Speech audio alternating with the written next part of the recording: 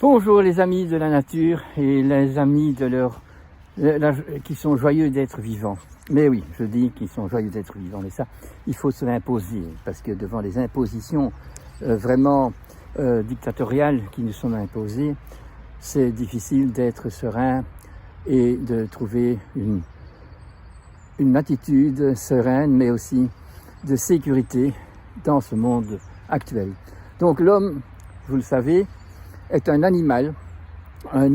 qui pourrait penser. Donc il a dans ses gènes, dans son code génétique, comme tous les êtres créés, il y a un code génétique qui oblige, si vous voulez, quand ce n'est pas l'humain, tous les autres animaux, toutes les plantes et tous les minéraux ont reçu une empreinte génétique et avec un rôle génétique à exprimer quand ils sont dans la situation. Tandis que l'homme, il est libre. C'est le seul animal libre parce qu'il est raccordé à la pensée, il est donc doué du don de la raison. Ce qui inclut également qu'il est dans la possibilité d'être raisonnable. Et être raisonnable, ça veut dire que nous ne sommes pas spontanés, nous ne sommes pas directs, nous ne sommes pas dans l'intervention directe devant une situation, mais nous sommes dans l'observation de la situation dans laquelle on est. Et quand on a compris cette situation, on sait ce qui est vrai et ce qui est faux, ce qui est authentique et ce qui est pervers. Et donc, alors, on sait faire un choix. On ne sait pas faire un choix d'une façon directe. Parce qu'il faut d'abord avoir observé la réalité et voir dans cette réalité ce qui est vrai et ce qui est faux. Alors, quand on a découvert et qu'on sait donc avec réflexion bien faite et partage dans les débats avec des gens qui sont aussi sur la recherche de ce qui est vérité, eh bien, nous allons mettre des actions. Donc, quand on a observé la situation, plutôt que d'avoir réagi comme une bête, parce que, j'insiste bien, les bêtes, c'est nous, les humains. Quand on ne suit pas le rôle humain, c'est d'être dans la réflexion et d'être dans la responsabilité de sa vie.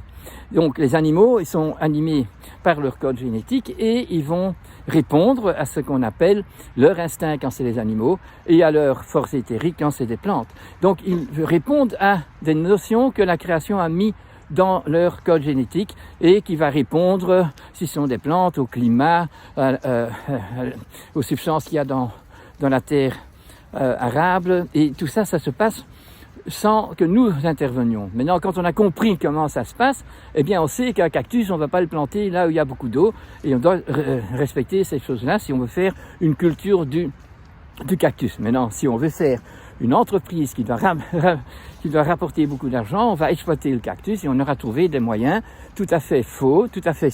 malsains pour avoir une production. Et on n'a pas alors le résultat de quelque chose qui est véridique, qui est beau et qui montre que nous n'avons pas inventé un moyen de pouvoir faire des choses qui ne sont pas bonnes. On a découvert ce qui fait que ça va bien et donc on saura qu'on devra mettre la plante ou l'animal dans des circonstances épigénétiques qu'on appelle ça, qui sont le code génétique qui s'exprime que quand le milieu sain s'y trouve. Bon, si vous comprenez l'épigénétique, si la poule a été couvée dans une machine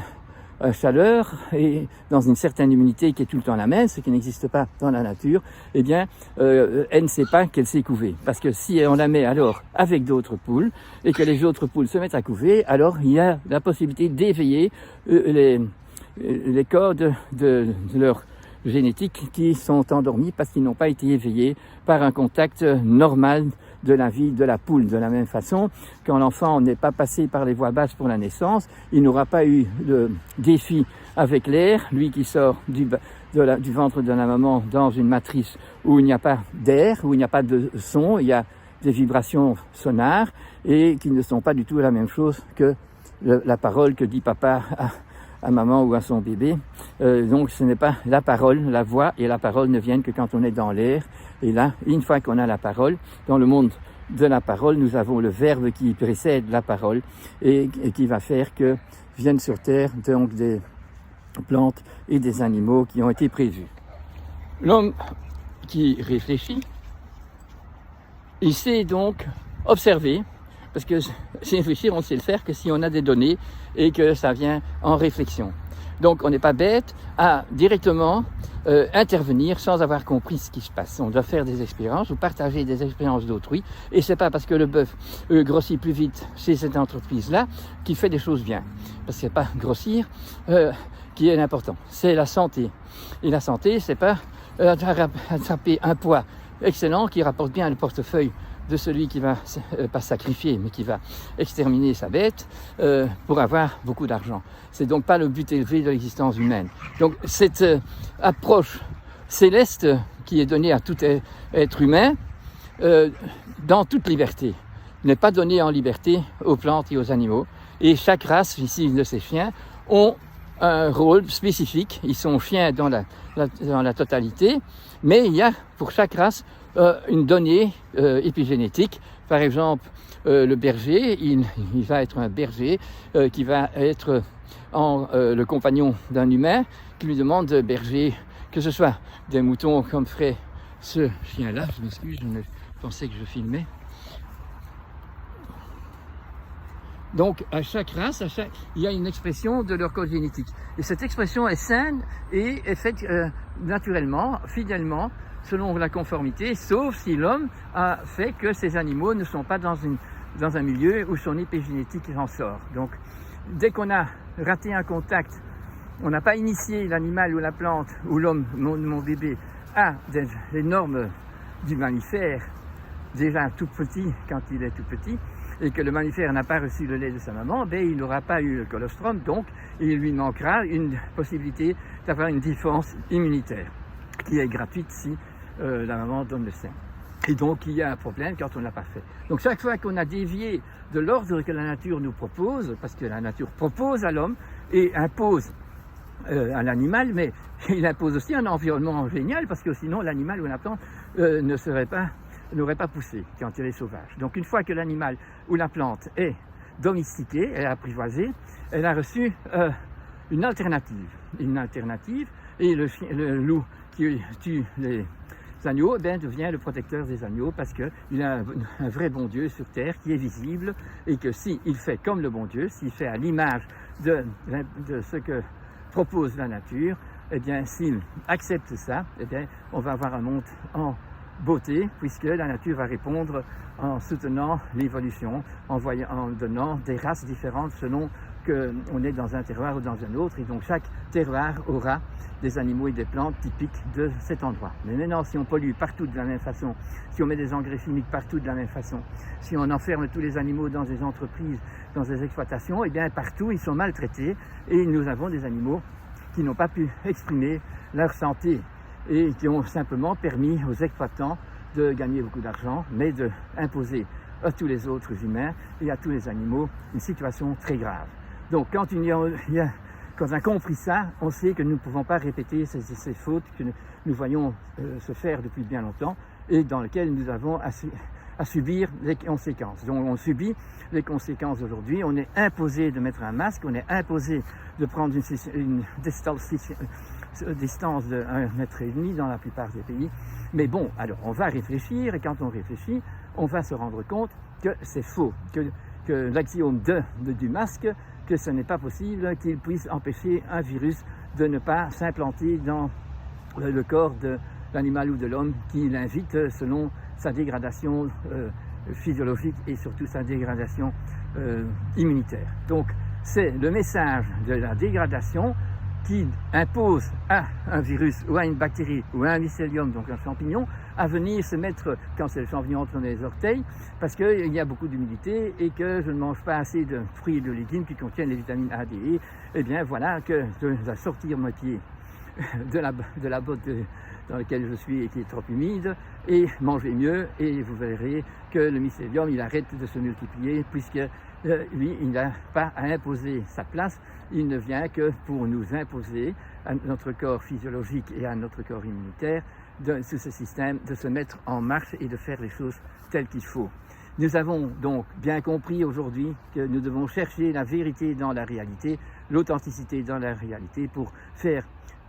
avoir compris ce qui est juste et ce qui est faux. Et à ce moment-là, on peut être pour quelque chose parce que c'est sain et c'est bon, et on est même obligé de se taire parce qu'il y a d'autres impositions qui font que si je ne voudrais pas Si j'ai une petite place dans la société et que je ne voudrais pas payer mes contraventions, eh bien je dois faire une abnégation, ne pas changer ma pensée, puisque je suis sûr de ce que je dis, et donc je vais donc inspirer très fort et faire l'abnégation, mais je reste pas convaincu, mais certain et serein et sécurisé que tant qu'on m'oblige de mettre des masques et que tout le monde doit le faire et tout le monde le fait, il nous manque un concept de santé, de connaissance, donc on n'a pas de discernement. Il y a donc, quand c'est comme ça, on va alors garder la sérénité et pouvoir espérer que tous les corps de métier qui n'existent plus, puisqu'il n'y a plus de métier, on a des professions, et on voit qu'on est virologue, et que dans la science pure de la virologie, ils ont bien compris que ça ne sert vraiment à rien de mettre un masque pour retenir le virus, et donc on peut faire cette étude, et quand elle est faite avec sérénité et avec une vraie science, une science de conscience, eh bien on a découvert que c'est pas sain de mettre un masque, sauf s'il y a de la poussière les poussières ont des grandeurs qui peuvent être retenues par le filtre qui s'appelle le masque. Donc quand on sait ça, eh bien on sait que tant qu'on nous oppose, nous avons des dirigeants qui sont des imposteurs, qui sont incompétents et qui démontrent leur autoritarisme et qui empêchent l'homme qui sont sous ses ailes de pouvoir se sentir dans une sécurité, dans un bon état de fait. Alors bon, si on a alors un corps de métier qui existe encore, qu'on est maman et qu'on ne peut donc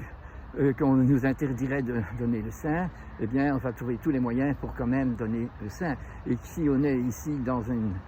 situation vétérinaire, bien, normalement on aime les animaux et donc on ne va pas travailler selon les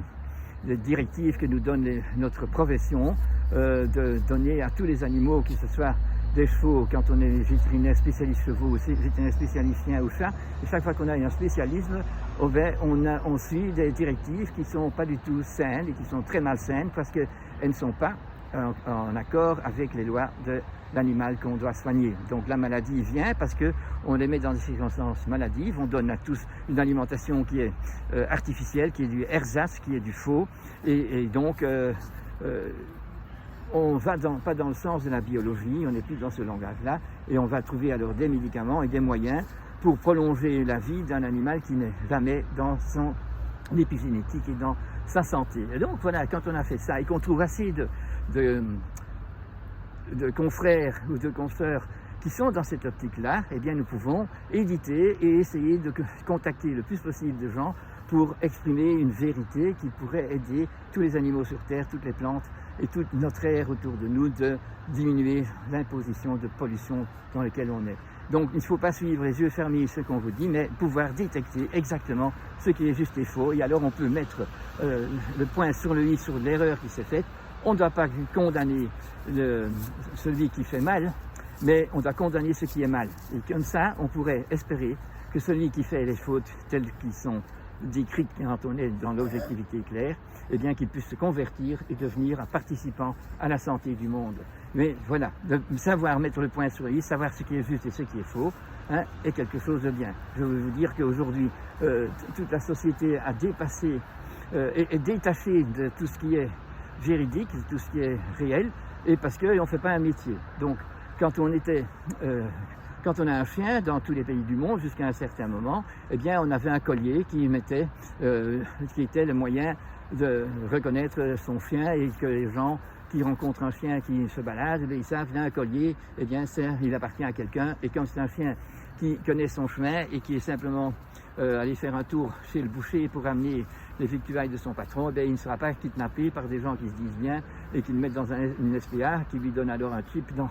l'encolure à gauche et qui pensent qu'ils sont des héros. Tandis que voilà, moi j'ai vécu ça de 45 ans de pratique. Je voyais des chiens que je pouvais rencontrer, je savais que c'était celui du boucher, c'était celui celui qui vendait les chaussures, et donc je sais qu'il allait retourner de lui-même. Mais maintenant, s'il se promène, on va considérer le bonhomme qui laisse son chien partir comme un coupable de grande faute. Donc celui qui n'est pas un masque, il est coupable d'une grande faute. Et celui qui ne s'est pas vacciné serait coupable également. Donc vérifions bien ce qu'est un vaccin, ce qu'est un virus, ce qu'est une bactérie, ce qu'est le but du fabricant de vaccins, et alors vous savez que vous n'allez pas vous laisser prendre par des balivernes qui sont tout à fait fausses et qui ne soignent que le portefeuille de Big Pharma et des gens qui s'y associent parce qu'ils sont du bon côté de la barrière et que donc ils peuvent profiter que les autres gens ne font pas de discernement et donc se laissent vacciner les yeux fermés en pensant que c'est le bon Dieu dans le vaccin. Mais moi je préfère prendre une hostie et penser que c'est le bon Dieu et je pourrais méditer pour que je sois un meilleur bon Dieu qu'un diable. Voilà, c'est ça que je veux dire aujourd'hui. Réfléchissons, prenons les choses sans intervention, sans colère, sans trop grande tristesse, puisque c'est en réfléchissant et en allant vers le fond du problème que nous allons pouvoir faire un choix. Alors ne soyons pas pour ou contre quelque chose, mais soyons dans une recherche de comprendre ce qui est vrai, ce qui est véridique, c'est authentique. Alors nous saurons tout de suite ce qui ne l'est pas, ce qui est faux, ce qui est pervers, ce qui est imposé d'une mauvaise façon. Et alors on ne va pas y croire et va être d'accord, mais on sera dans les limites de l'imposition qu'on nous donne et dans les libertés que nous avons pu prendre. Mais au moins on cherche encore de trouver ces libertés et d'arrêter toutes les non-conformités à la nature, les non-conformités à notre message divin au moment de notre incarnation. On essaye vraiment d'être saint d'esprit et comme ça il faut aussi être saint de corps, mens sana in corpore sano, et ne faisons, comme dit le premier médecin, la loi du médecin, c'est de ne pas nuire à son patient, mais de découvrir ce qui l'a rendu malade et de l'éduquer à ce qu'il puisse devenir en bonne santé, et sachant que la nature permet la maladie, puisque bon, elle est secondaire à des erreurs, à des aberrations, et c'est toujours l'homme qui met ces aberrations en marche. Parfois l'individu peut être responsable, c'est souvent la collectivité, et donc nous allons devoir revenir à suivre pas l'instinct, parce que l'homme n'a pas d'instinct, mais le but élevé de notre existence, c'est de faire du bien sur ce monde et d'avoir ici un paradis terrestre où on s'aime, qu'on soit d'une race ou d'une autre, parce qu'on veut tous le bien de l'environnement et de nous-mêmes. Voilà. Merci d'avoir écouté.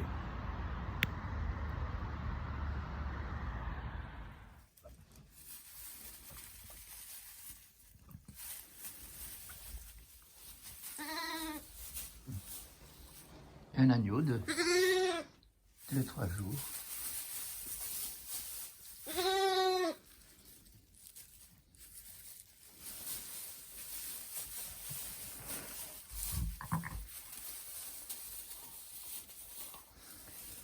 Bonjour maman. Oui, donc c'est une question d'imposition ou une question de proposition. Ça ressemble très fort, mais c'est tout à fait différent. Donc,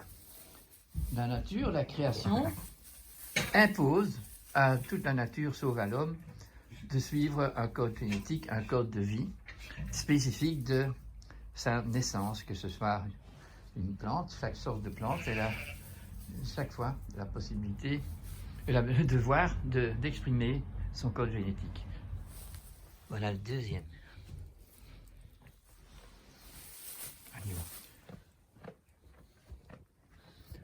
Oui, donc la nature, la création impose à toutes les créatures d'exécuter leurs devoirs. Donc, dans chaque élément du tableau de Mendeleïev, chaque élément a son devoir à faire. C'est un atome, chacun a son symbole, et tous est important. Ils sont tous aussi importants que d'autres, mais on peut juger que, bon, par exemple, l'aluminium, il n'y en a pas dans les corps des vivants, et qu'il y en a le plus concentré dans la terre arable, dans l'argile par exemple. Donc tout est spécifique et tout est codé. Donc c'est une imposition de la création, et tant que l'homme n'est pas présent sur terre, tout s'annonce comme ça, et la nature peut, la création peut continuer son ouvrage jusqu'au moment où nous sommes arrivés à un point culminant. La nature est prête pour accueillir un être animal qui s'appelle l'Homo sapiens, qui pourra, avec sa sagesse dont il a dans son code génétique l'accès, mais pas si lui-même, donc s'il a le potentiel de devenir sage, c'est quand même un ouvrage qu'il doit faire lui-même. Il est né libre de participer au plan de la création ou de contrarier ce plan pour son égoïsme, et ainsi nous avons une nette connaissance des faits. Si nous participons volontairement, parce que c'est un acte volontaire, le libre arbitre, il faut donc vouloir exécuter ses devoirs envers son corps, puisque son corps est comme celui de l'animal, un animal mammifère très bien développé, plus que tous les autres animaux, avec dans le cerveau même un accès, un organe, un accès, donc dans le néocortex, donc il se trouve aussi dans le cortex, qui n'est pas développé chez les animaux, très peu. Le chien en a plus que chez le chat, puisque le chat, il est dans son ego, et donc il n'a pas besoin d'obéir et d'exécuter sa mission, tandis que le chien vient. Eh bien, nous sommes libres d'exécuter, de participer et d'accomplir sa mission, mais on doit acquérir tous les moyens par sa propre volonté. Donc toute cette liberté fait que nous imposons au chien ou au chat, le chat ne peut pas sortir, on lui impose une épigénétique interdite. Donc il aura ces maladies concordantes à cette imposition du diable et pas du bon Dieu, enfin de l'homme sage. Et le chien, il est dorloté comme un bébé même quand il a 5 ans. Eh bien, nous l'empêchons de suivre une mission, on ne lui donne pas de mission. Et donc le chien va avoir des symptômes de malaise comportementaux parce qu'il n'a pas envers lui l'hiérarchie nécessaire pour exécuter, pour accomplir son devoir de chien ou son devoir de chat ou son devoir de mouton ou de chèvre que nous devons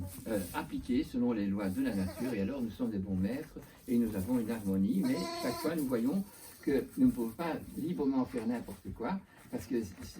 si on voit que l'humain, dans cette première partie du développement de l'humain, nous avons donc un corps de nomade et nous nous sommes sédentarisés. Et cette sédentarisation a fait que nous avons, dans tous les endroits où nous avons des animaux qui ont reçu le nom de terroir. Et quand l'homme s'est détaché de ce devoir-là, et de spiritualiser l'endroit, et de faire donc sur place une tradition, une religion de rapport de la terre telle qu'elle est avec le ciel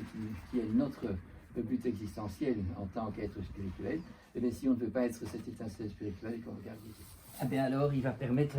aux animaux qu'il a sous sa tutelle de se déployer, de permettre à la maman de garder son petit et de lui donner cette sérénité d'animal qui est spontanément heureux parce que l'ensemble est normal. La mère allaite, la mère protège et les bouquets et les mâles sont là aussi à faire chacun leur boulot. Et ça, c'est ce que nous devons appliquer. Et donc, dans notre évolution, nous avons vu que pendant tout un temps, l'homme s'est associé à son terroir et à son devoir de découvrir la nature et de, par l'expérience, appliquer des qualités, des façons de faire qui ont fait que notre domestication de l'apprivoisement a créé beaucoup de diversité qui n'existait pas dans le monde sauvage. Mais au bout d'un certain temps, au lieu